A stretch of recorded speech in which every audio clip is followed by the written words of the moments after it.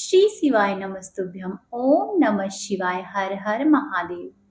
आज त्रयोदशी तिथि है और शुक्रवार का दिन है, इसीलिए आज का प्रदोष व्रत शुक्र प्रदोष व्रत कहलाएगा।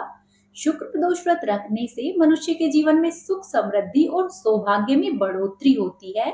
साथ ही साथ भगवान शंकर की अपार कृपा प्राप्त होती है। भगवान शिव को ज्ञान और मोक्ष का दाता माना जाता है। अतः प्रत्येक शिव भक्त को चाहिए कि प्रदोष व्रत अवश्य ही रखे। तो आइए अब आपको सुनाते हैं शुक्र प्रदोष व्रत की कथा। एक बार की बात है, एक नगर में 3 मित्र रहा करते थे। उनमें से एक राजकुमार था, दूसरा ब्राह्मण और तीसरा धनिक पुत्र था। राजकुमार और ब्राह्मण विवाहित थे और धनिक पुत्र का भी विवाह हो गया था, परंतु उसका अभी गौना बचा हुआ था। एक दिन की बात है कि तीनों मित्र स्त्रियों की चर्चा कर रहे थे। ब्राह्मण कुमार ने स्त्रियों की प्रशंसा करते हुए कहा कि स्त्रियों से रहित घर भूतों के डेरों के समान जान पड़ता है। जिस घर में स्त्री है वही घर सुख संपन्न है। धनिक पुत्र ने यह निश्चय किया कि मैं भी अब अपनी पत्नी का गौना करवाकर अपने घर पर लेकर आऊंगा।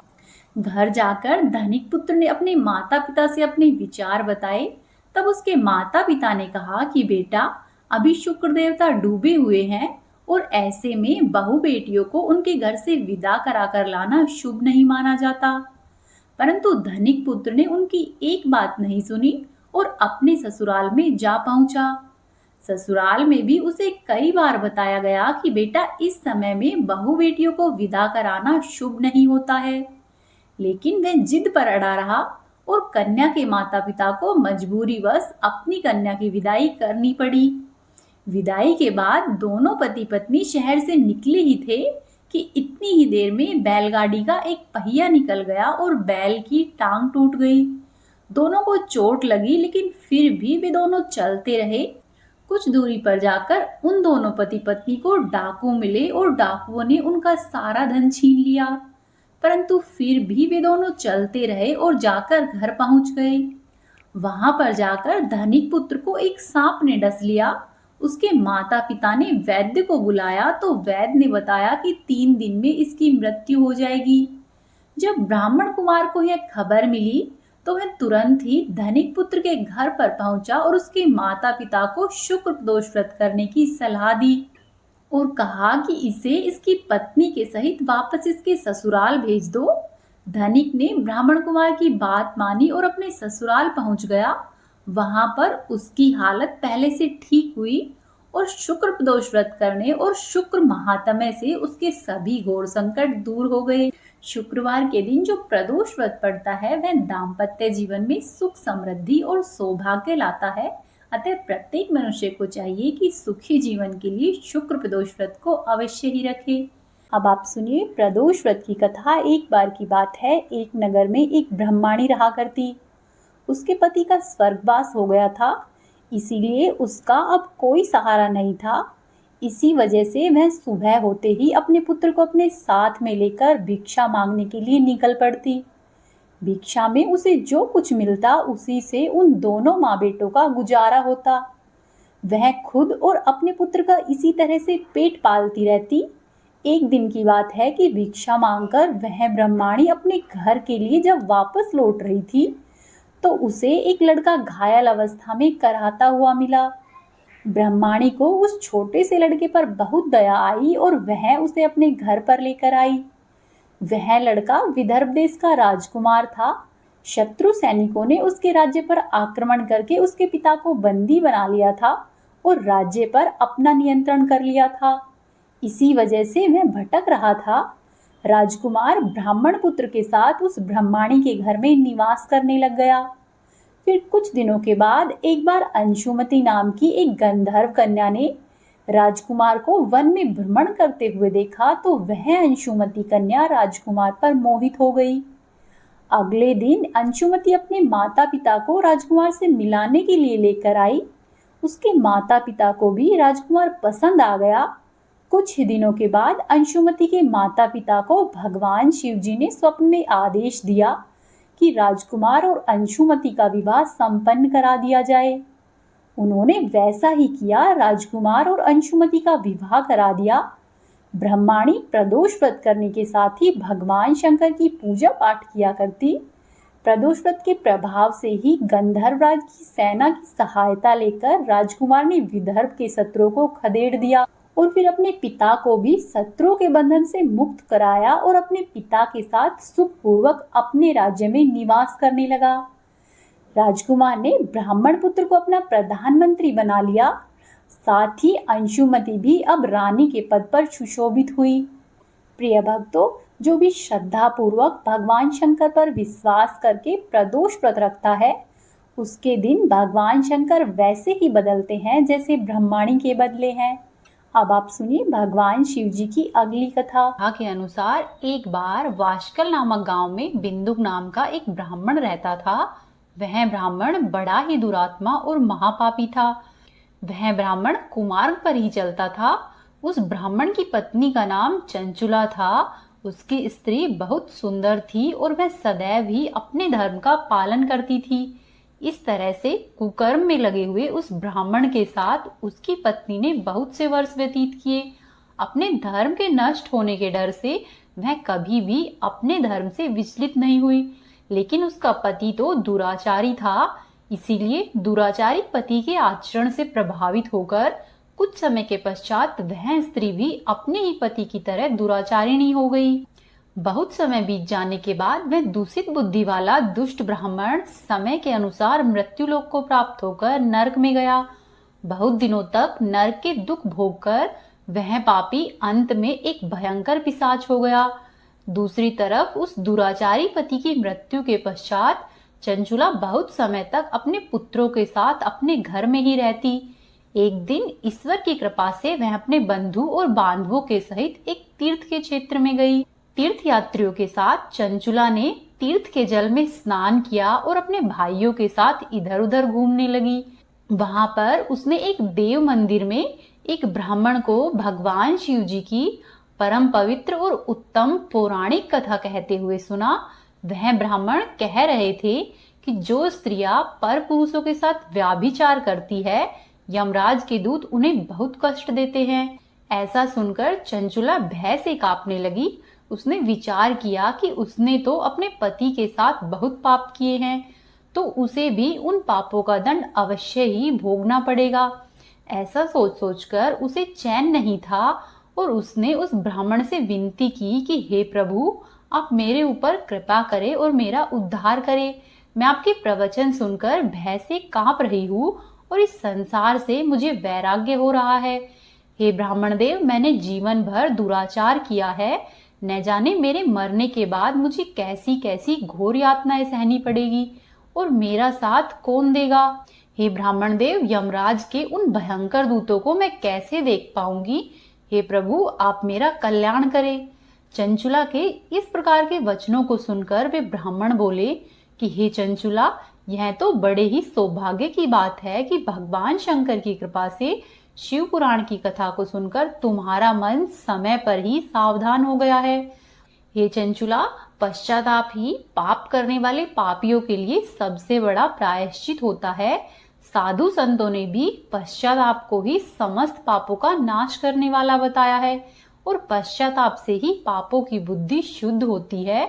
जो भी मनुष्य अनजाने में किए हुए पाप कर्मों का पश्चाताप करता है, वह समस्त भय से मुक्त होकर निर्भय हो जाता है। इसीलिए ब्राह्मण पत्नी, तुम विषयों से अपने मन को हटाओ और भक्ति भाव से भगवान शंकर की इन पावन कथाओं को नित्य प्रति सुनो।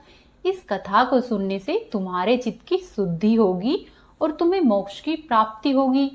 ऐसा सुनने के बाद उस चंचुला ने शिव पुराण की कथा को सुनने की इच्छा से अपने मन में उस ब्राह्मण देव की सेवा करने का संकल्प लिया और ऐसा सोचकर ब्राह्मण से निवेदन करके वह उन्हीं के साथ रहने लगी। उसके पश्चात उस शुद्ध बुद्धि वाले ब्राह्मण ने उस स्त्री यानी कि चंचुला को शिव महापुराण की समस्त कथा कह सुनाई।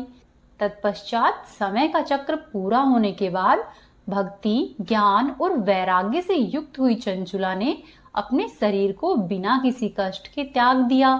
जैसे ही चंचुला ने अपने शरीर को त्यागा, भगवान शंकर का भेजा हुआ दिव्य विमान वहां पर आ पहुंचा और भगवान शंकर के गणों ने चंचुला को उस दिव्य विमान पर बिठाया और उसको लेकर शिवलोक में चले गए। अब चंचुला दिव्य रूप धारण कर चुकी थी और दिव्यांगना हो चुकी थी। चंचुला ने वहां पर साक्षात भगवान शंकर को देखा। उनके 5 मुख थे और हर मुख में उनकी 3 आंखें थी। मस्तक पर चंद्रमा सुशोभित हो रहा था। उन्होंने अपनी बाईं ओर माता पार्वती को बिठाया हुआ था। उनका सारा शरीर भस्म से भासित था। शरीर पर श्वेत वस्त्र शोभा पा रहे थे। इस प्रकार परम उज्जवल भगवान शंकर का दर्शन करने के बाद वह ब्राह्मण पत्नी बहुत प्रसन्न हुई। उसने महादेव और देवी पार्वती को प्रणाम किया और उसकी आंखों से अश्रुओं की अविरल धारा बहने लगी। संपूर्ण ही शरीर में रोमांच पैदा हो आया और माता पार्वती व भगवान शंकर ने बड़ी करुणा से उसे अपने पास बुलाया और उसकी ओर देखा। माता पार्वती ने चंचुला को प्रेम पूर्वक अपनी सखी बना लिया। इसके बाद चंचुला देवी पार्वती की सखी बनकर कैलाश पर्वत पर ही रहने लगी। कुछ दिन ऐसे ही व्यतीत हो गए, लेकिन चंचुला को बीच बीच में अपने पति का ख्याल भी आता था। एक दिन चंचुला माता पार्वती के पास पहुंची और बोली कि हे गिरिजा नंदिनी, मनुष्यों ने सदा ही आपका सम्मान किया है। हे स्कंद माता, हे उमे, आप समस्त सुखों को देने वाली हो। हे शंभु प्रिया, आप ही संसार की सृष्टि, पालन और संहार करने वाली हो। वह चंचुला इस प्रकार से महेश्वर पत्नी उमा की स्तुति करके सिर झुकाकर चुपचाप खड़ी हो गई। उसके नेत्रों में प्रेम के आंसू उमड़ आए थे। तब करुणा से भरी हुई शंकर प्रिया भक्त वत्सला माता पार्वती देवी ने चंचुला को संबोधित करके इस प्रकार से कहा। पार्वती जी बोली कि हे सखी चंचुले, हे सुंदरी, मैं तुम्हारी इस की हुई स्तुति से अत्यधिक प्रसन्न हूँ। बोलो, तुम क्या वरदान मांगती हो? जो तुम मांगोगी मैं उसे अवश्य ही प्रदान करूंगी। तब चंचुला बोली कि हे गिरिजा कुमारी, मेरे पति बिंदुक इस समय कहाँ पर है और उनकी कैसी गति है, मैं यह सब नहीं जानती हूँ। मैं अपने उन पतिदेव से जिस प्रकार संयुक्त हो सकूं, आप वैसा ही कुछ उपाय कीजिए। हे महेश्वरी, हे महादेवी, मेरे पति एक शुद्र जातीय वैश्या के प्रति आसक्त थे और पाप में ही डूबे रहते थे। उनकी मौत मुझसे पहले हो गई थी। ना जाने वे किस गति को प्राप्त हुए होंगे। तब गिरिजा कुमारी बोली कि बेटी, तुम्हारा बिंदुक नाम वाला पति बड़ा ही पापी था। उसका अंतःकरण बहुत ही दूषित था। वैश्या का उपभोग करने वाला वह महामूढ़ मरने के बाद नरक में पड़ा और अनगिनत वर्षों तक नरक में अनेक प्रकार के दुख भोगकर वह पापात्मा अपने शेष पाप को भोगने के लिए विंध्य पर्वत पर पिशाच बनकर बैठा हुआ है। इस समय वह पिशाच योनि में है और अनेक प्रकार के कष्ट उठा रहा है। वह दुष्ट केवल वायु पीकर ही जीवित रहता है। वहां पर सब प्रकार के कष्ट सहता है। तब गौरी देवी की यह बात सुनकर उत्तम व्रत का पालन करने वाली चंचुला अपने पति के महान दुख से दुखी हो गई। फिर अपने मन को शांत करके उस ब्राह्मण पत्नी ने व्यथित हृदय से महादेवी को प्रणाम करके फिर से पूछा कि हे महादेवी, मुझ पर कृपा कीजिए और दूषित कर्म करने वाले मेरे उस दुष्ट पति का अब उद्धार कर दीजिए। हे महादेवी, मुझे कुछ ऐसा उपाय बताइए जिससे कि मेरे पति को उत्तम गति प्राप्त हो सके। तब पार्वती जी ने कहा कि तुम्हारा पति अगर शिव पुराण की पुण्यमयी उत्तम कथा को सुने तो सारी दुर्गति को पार करके वह उत्तम गति का भागीदार हो सकता है।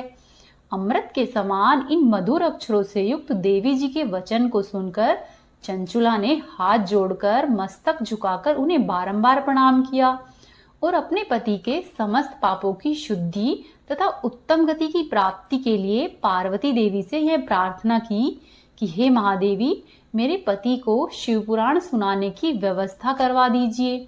उस ब्राह्मण पत्नी के बार बार प्रार्थना करने पर शिवप्रिया पार्वती जी को बड़ी दया आ गई। उन भक्त वत्सला महादेवी जी ने भगवान शिव की उत्तम कीर्ति का गान करने वाले एक गंधर्वराज तुम्बरु को बुलाकर उनसे प्रसन्नता पूर्वक कहा कि हे तुम्बरु, तुम्हारी भगवान शिव में प्रीति है। तुम मेरे मन की बातों को जानकर मेरे अभिष्ट कार्यों को सिद्ध करने वाले हो, इसीलिए मैं तुमसे एक बात कहती हूँ जिससे कि तुम्हारा कल्याण हो। तुम मेरी इस सखी के साथ शीघ्र ही विंध्य पर्वत पर जाओ। वहां पर एक महाघोर और भयंकर पिशाच रहता है। उसका वृतांत तुम आरंभ से ही सुनो। मैं तुम्हें प्रसन्नता पूर्वक सब कुछ बताती हूँ। पूर्व जन्म में वह पिशाच बिंदुक नामक ब्राह्मण था। मेरी इस सखी चंचुला का पति था, परंतु वह दुष्ट वैश्यगामी हो गया। संध्या और स्नान आदि नित्य कर्म छोड़कर अपवित्र रहने लगा। क्रोध के कारण उसकी बुद्धि पर मूर्खता छा गई थी। वह कर्तव्य में विवेक नहीं कर पाता था। वह बिना खाने योग्य पदार्थ को खाता, सज्जनों से द्वेष रखता और दूषित वस्तुओं का दान लेता। यह उसका स्वाभाविक कर्म बन गया था।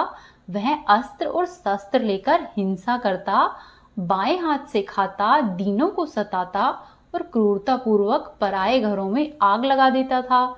चांडालों से प्रेम करता और प्रतिदिन ही वैश्या के संपर्क में रहता था। वह बड़ा ही दुष्ट था। वह पापी अपनी पत्नी का परित्याग करके दुष्टों के संग में ही आनंद बनाता था। वह मृत्यु के बाद दुराचार में ही फंसा रहा। फिर अंतकाल आने पर उसकी मौत हो गई। वह पापियों के भोग स्थान घोर यमपुर में गया। वहां पर बहुत से नरकों का उपभोग करके वह दुष्टात्मा जीव इस समय विंध्य पर्वत पर पिशाच बना हुआ है। वहीं पर वह दुष्ट पापों का फल भोग रहा है। तुम यत्न पूर्वक शिव पुराण की उस दिव्य कथा का वहां पर जाकर प्रवचन करो। कथा को सुनने से उसका हृदय शीघ्र ही समस्त पापों से शुद्ध हो जाएगा और वह प्रेत योनि का परित्याग कर देगा। उस दुर्गति से मुक्त होने पर बिंदुक नामक पिशाच को मेरी आज्ञा से विमान पर बिठाकर तुम भगवान शिव के समीप ले आना। पार्वती जी के इस प्रकार से आदेश देने पर गंधर्वराज तुमरू मन ही मन बड़ा प्रसन्न हुआ और उसने अपने भाग्य की सराहना की। तत्पश्चात उस पिशाच की सती साध्वी पत्नी चंचुला के साथ विमान पर बैठकर नारद जी के प्रिय मित्र तुमरू वेग पूर्वक विंध्याचल पर्वत पर जा पहुंचे, जहां पर वह पिशाच रहता था। वहां उन्होंने उस पिशाच को देखा। उस पिशाच का शरीर विशाल था, दाढ़ी बड़ी हुई थी। वह कभी हंसता, कभी रोता, कभी उछलता था। उसकी आकृति बड़ी विकराल थी। भगवान शिव की उत्तम कृति का गान करने वाले महाबली तुमरू ने उस भयंकर पिशाच को अपने पासों में बांध लिया। उसके बाद तुमरू ने शिव महापुराण की कथा को बांचने का निश्चय किया और मंडप आदि की रचना की। इतने में ही संपूर्ण लोकों में बड़े ही वेग से यह प्रचार हो गया कि देवी पार्वती की आज्ञा से एक पिशाच का उद्धार करने के लिए शिव महापुराण की उत्तम कथा तुमरू के द्वारा विंध्य पर्वत पर सुनाई जा रही है। तो फिर उस कथा को सुनने के लिए बहुत से देवर्षि शीघ्र ही वहां पर आ पहुंचे। तब विंध्य पर्वत पर बड़ा ही अद्भुत और कल्याणकारी समाज जुट गया। फिर तुमरू ने उस पिशाच को पासों में बांधकर आसन पर बिठाया और अपने हाथ में वीणा ली और वीणा लेकर गौरीपति शिव शंकर की कथा का आरंभ हुआ। तुमरू ने सातों संहिताओं के सहित शिव पुराण की पूरी कथा का प्रेम पूर्वक श्रवण कराया। सभी श्रोतागण पूर्ण रूप से कृतार्थ हो गए। उस परम पुण्यमयी शिव पुराण को सुनकर उस पिशाच ने अपने सारे पापों को धोकर उस पैशाचिक शरीर को त्याग दिया। फिर तो शीघ्र ही उसका रूप दिव्य हो गया। अंग कांति गौर वर्ण की हो गई। शरीर पर श्वेत वस्त्र तथा सब प्रकार से सुशोभित आभूषण उसके अंगों को प्रकाशित करने लगे। वह त्रिनेत्रधारी चंद्रशेखर रूप हो गया। इस प्रकार दिव्य देह धारण करके वह बिंदुक अपनी प्राण वल्लभा चंचुला के साथ स्वयं पार्वती वल्लभ भगवान शिव जी का गुणगान करने लगा। उसकी स्त्री को इस प्रकार से सुशोभित देखकर वे सभी देवर्षि बड़े ही आश्चर्यचकित हुए। उनका चित्त परम आनंद से परिपूर्ण हो गया। भगवान महेश्वर का वह अद्भुत चरित्र सुनकर वे सभी श्रोतागण कृतार्थ हो प्रेम पूर्वक शिव जी का ध्यान करने लगे और शिव जी का ध्यान करते हुए अपने धाम को चले गए। दिव्य रूपधारी श्रीमान बिंदुक भी सुंदर विमान पर अपनी प्रियतमा चंचुला के साथ बैठकर सुखपूर्वक आकाश में स्थित हो बड़ी ही शोभा पाने लगा। बोलो माँ पार्वती की जय, बोलो भगवान शंकर की जय।